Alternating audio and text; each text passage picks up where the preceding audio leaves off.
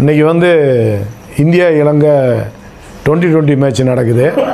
அதனால் இந்த ப்ரோக்ராம் பார்க்குறவங்க பாருங்கள், இல்லாட்டி போய் உங்களை பரலோகம் கூட்டுக்கு போகிற அந்த 2020 மேட்ச் போய் பார்த்துட்டு இலங்கைக்கா இந்தியாவுக்கா, இலங்கைக்கு ஆதரவாக இருக்கா இல்லாட்டி இந்தியாவுக்கு ஆதரவாக இருக்கா என்னென்னும் நாசமாக போ. சத்தியம் வேணுன்றால் மட்டும் உட்காந்து பாரு.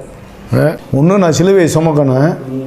சிலுவை சுமக்கிறதுனா நான் வேறொரு மனுஷன் காரியத்தில் நான் உண்மையாக இருக்கணும். வேறொரு மனுஷனுக்காக நான் மாம்சத்தில் பாடுபடணும். ஊனரச பண்ணி கூட ஏழைகளுக்காக நான் மாம்சத்தில் பாடுபடணும். எல்லோரும் பொண்டாடிகளுக்காக மாம்சத்தில் பாடுபடுறேன். அது நியதி, இந்த உலக நியதி, மாம்சம். ஆனால் ஆவின்னா என்னதுன்னா, நான் வேறொரு மனுஷனுக்காக என்ன செய்யணும்?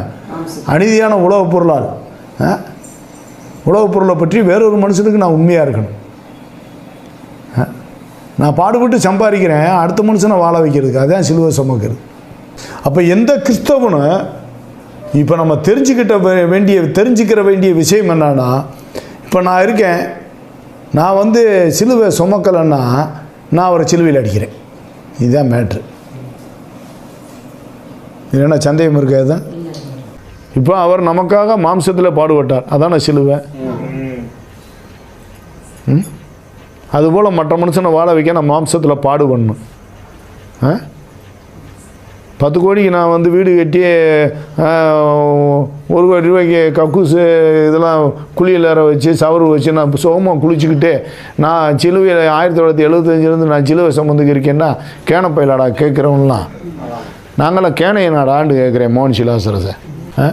இல்லை, எத்தனை கிறிஸ்தவன் அடுத்த மனுஷன் கடனை அடைச்சி விட்டுருக்கான், கைமாறு கருதாமல் கடையும் கொடுத்துருக்கான். இல்லை சொல்லுங்கடா, ஊழியக்காரனு கிறிஸ்தவனா சொல்கிறா, நீ என்னடா சிலுவையை சுமந்துட்ட? சிலுவை சுமக்கணும். ரோசை வந்து என்ன செய்ய போகுது? இப்போ பிரசங்க எடுத்தோன்னே என் மேலே கோவப்பட்டு என்ன போக போகுது? பன்னிமை கூட நீ லாய்க்கில்லை. பன்னி கூட ஒரு செத்து 100 ஆளை வாழ வச்சிடும், உண்மையா இல்லையா? அதை வளர்த்தா கூட அது செத்து ஒரு மனுஷனை வாழ வச்சுவிடும். என்னப்பா? அது கூட மாம்சத்தில் பாடுபட்டுருது அடுத்த தன்னை வளர்த்தவனுக்கு. ஆட பாவியலா!